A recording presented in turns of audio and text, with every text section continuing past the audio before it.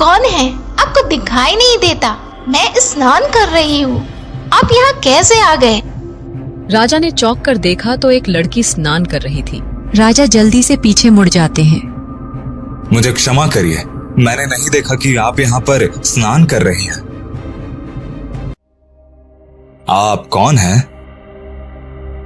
मेरा नाम माया है। मैं इस जंगल में लकड़ी और फल तोड़ने आती हूँ। पास ही में मेरा गांव है जिसमें मैं अपनी माँ के साथ रहती हूँ। मैं यहाँ से फलों को तोड़कर बाजार में बेचती हूँ जिससे हमारा गुजारा होता है। आप कौन हैं और इस जंगल में क्या कर रहे हैं? कौन है? आपको दिखाई नहीं देता? मैं स्नान कर रही हूँ। रानी के राज्य में आते ही राजा की अन्य 6 रानियों को बहुत जलन हो रही थी। छोटी रानी को नहीं पता था कि बड़ी रानियां उन्हें किस प्रकार से गलत बातें बता रही हैं। तुम इन सभी बच्चों को ले जाओ और जंगल में मार कर जमीन में दफना देना। परंतु हम वहाँ पर कुछ समय से एक चंपा का फूल और कुछ बांस के पौधे देख रहे हैं। भैया, हमारे मंत्री जी फूल तोड़ने आए हैं। मैं टूट जाऊं या लघु आकाश? भैया, हमारी माँ फूल लेने आई है। उन्होंने बड़ी प्यार से मेरे को सहलाया है। Presented by Classy Tunes। बहुत समय पहले की बात है। सीतापुर राज्य में एक राजा राज्य करता था। उसकी 6 रानियां थीं। राजा बहुत ही दयालु था, हमेशा अपनी प्रजा के भलाई में काम करता था। मैंने एक एक करके 6 रानियों से विवाह किया, परंतु किसी भी रानी से मुझे संतान नहीं हुआ। मेरे जाने के बाद इस राज्य को कौन संभालेगा? राजा ने सभी मंदिरों में पूजा किया, दान धर्म किया, फिर भी उन्हें किसी भी रानी से कोई संतान की प्राप्ति नहीं हुई। एक दिन राजा जंगल में शिकार करने पहुंचे। वह एक हिरण का पीछा करते करते जंगल के काफी अंदर आ गए, परंतु हिरण उनकी आंखों से ओझल हो गया। राजा ने उसे ढूंढने की बहुत कोशिश की, परंतु उन्हें हिरण नहीं मिला। गर्मी के कारण राजा को बहुत तेज प्यास लग गई थी। कुछ दूर चलकर देखता हूँ, शायद कहीं पीने का पानी मिल जाए। मैं इस जंगल में शिकार करने के लिए आया था, परंतु मैं रास्ता भूल गया। आप मुझे रास्ता बता दीजिए। मैं अगली बार आऊंगा तो आपको बताऊंगा कि मैं कौन हूँ। माया, यह तो बताओ कि अगली बार हमारी मुलाकात कहाँ होगी? मैं हमेशा यहीं पर आती रहती हूँ। अगर मैं यहाँ नहीं मिली तो आप मेरे गांव आ जाइएगा। मैं वहाँ पर जरूर मिल जाऊंगी।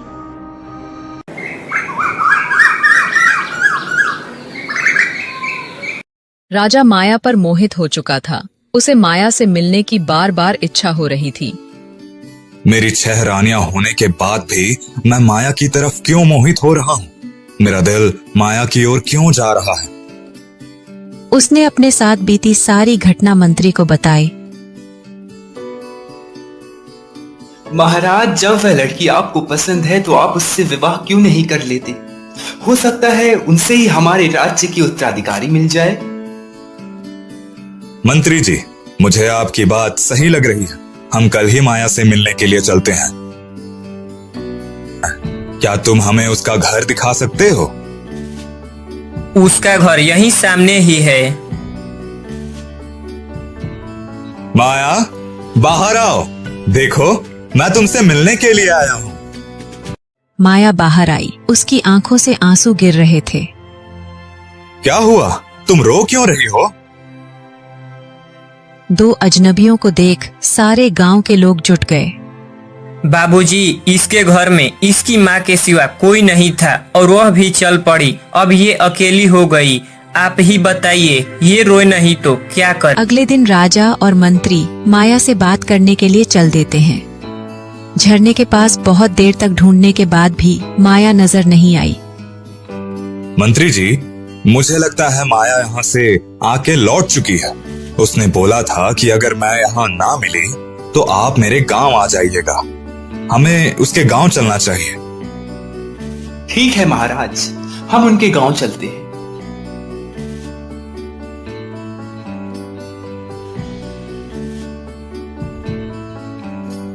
सुनो, हमें माया के घर जाना है। आप लोग कौन हैं?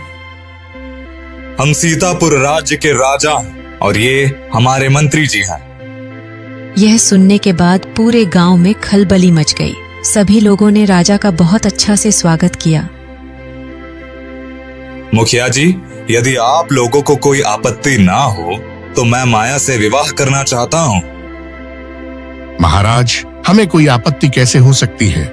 हमारे गांव की बेटी राज्य की रानी बनेगी, इससे बड़ा हमारा सौभाग्य क्या हो सकता है? सभी गांव वालों ने पूरी तैयारी करने के बाद माया का विवाह राजा से कर दिया। माया, आज से तुम्हारा नाम राजलक्ष्मी रहेगा। राजा और मंत्री नए रानी राजलक्ष्मी को लेकर वापस महल चल दिए। रानी के राज्य में आते ही राजा की अन्य 6 रानियों को बहुत जलन हो रही थी। वे सभी मन से बहुत दुखी थीं, परंतु ऊपर के मन से उन्होंने छोटी रानी और राजा का स्वागत किया। अब राजा का अधिकांश समय छोटी रानी के साथ ही बीतता था। रानी राजलक्ष्मी बहुत ही भोली और मासूम दिल की थी। उसे नहीं पता था कि 6 बड़ी रानियों के मन में उनको पूरे मान सम्मान के साथ महल में बुलाया जाए। जब वह महात्मा पहुँचे तो राजा ने बहुत अच्छे से उनका स्वागत किया। राजा ने अपनी सभी रानियों को भी दरबार में बुला लिया। महाराज, मैं कुछ दिनों के लिए महल में रुकना चाहता हूँ। ठीक है महात्मा जी। मंत्री जी, इनके महल में रुकने का इंतजाम कीजिए और ध्यान रहे इन्हें किसी भी तरह का कष्ट नहीं होना चाहिए। रानियां, आप लोग भी महात्मा की सेवा करिएगा। 6 रानियां जब महात्मा को देखती तो किसी न किसी बहाने से दूसरे जगह चली जाती, जबकि छोटी रानी राजलक्ष्मी महात्मा का बहुत से क्या चल रहा है और वह उससे कितना नफरत करती है, जबकि सबसे छोटी रानी सभी रानियां को अपनी बड़ी बहनों जैसा सम्मान देती थीं।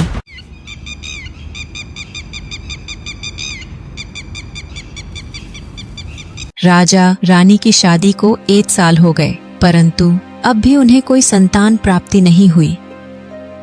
महाराज, हमारे राज्य में एक महात्मा आए हैं। वह बहुत ही प्रसिद्ध हैं। क्यों ना हम उनको बुलाकर इस परेशानी के बारे में बताएं? ठीक है मंत्री जी। सत्कार आदर करती थी। कुछ दिनों के बाद महात्मा जाने लगे। तब उन्होंने सभी को बुलाकर आशीर्वाद दिया और छोटी रानी को बोला, बेटी, तुमने मेरी बहुत सेवा की है। तुम्हें बहुत जल्द संतान की प्राप्ति होगी।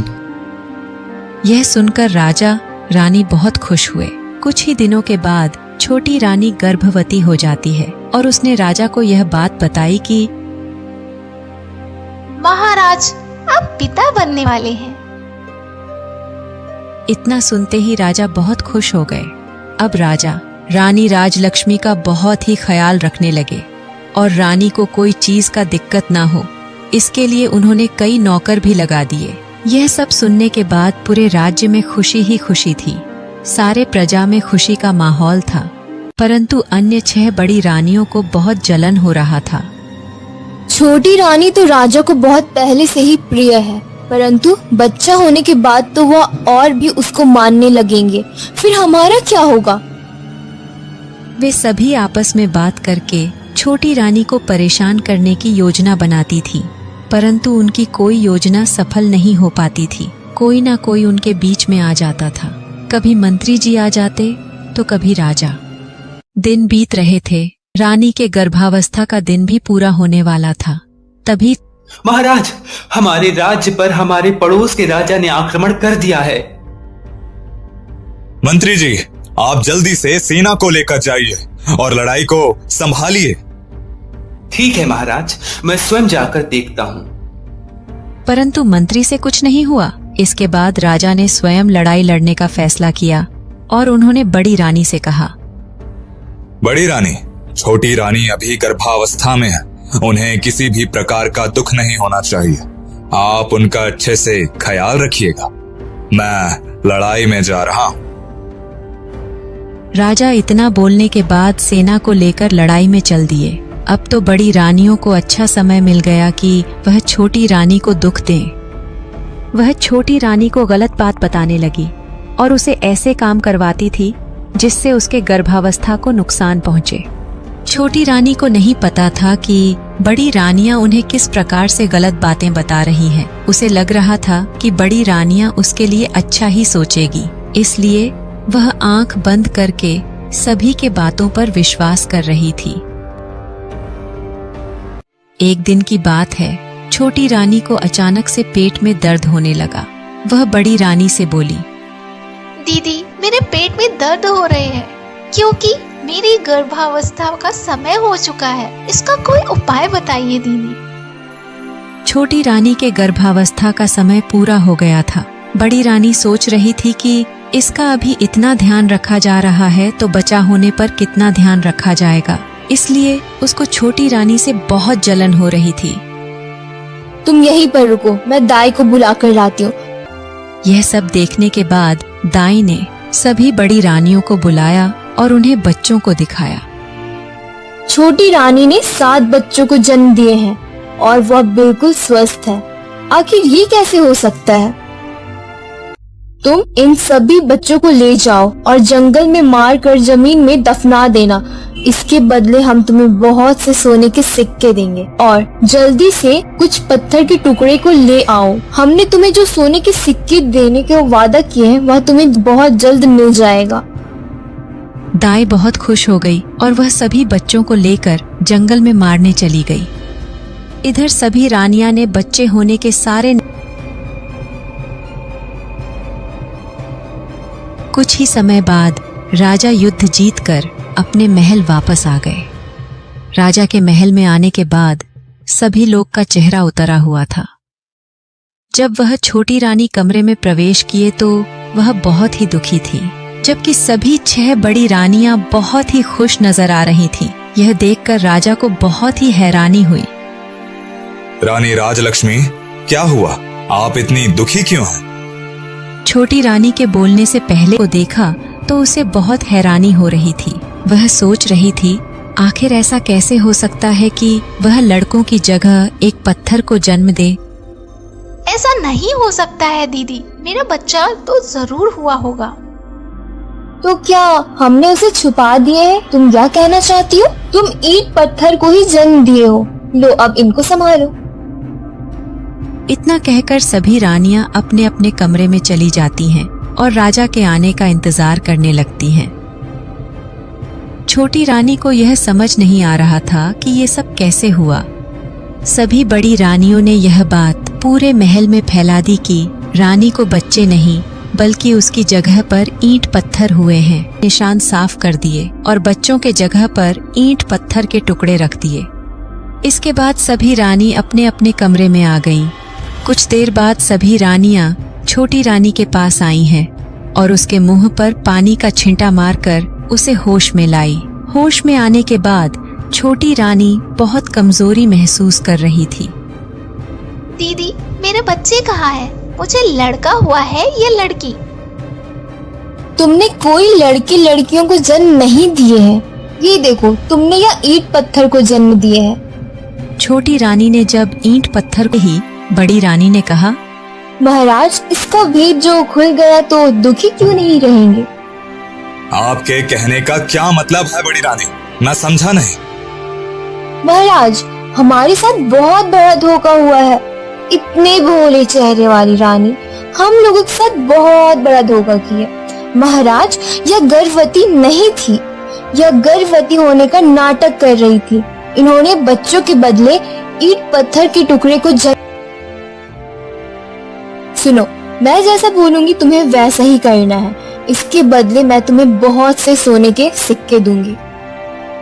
इतना बोलकर दाई को भी अपने में शामिल कर ली। तुम छोटी रानी के दरवाजे पर जाओ और वहाँ देखो कि कोई दूसरा ना आ जाए। दाई छोटी रानी के दरवाजे के बाहर खड़ी होकर इंतजार करने लगी कि कोई आ न जाए। रानी राजलक्ष्मी को बहुत ही दर्द हो रहा था, परंतु अन्य 6 बड़ी रानियों में से किसी ने उसकी मदद नहीं की। भगवान की कृपा से छोटी रानी ने एक एक करके 7 बच्चे को जन्म दिया, जिसमें से 6 लड़के और 1 लड़की थी। बहुत ज्यादा दर्द होने के कारण रानी बेहोश हो गई।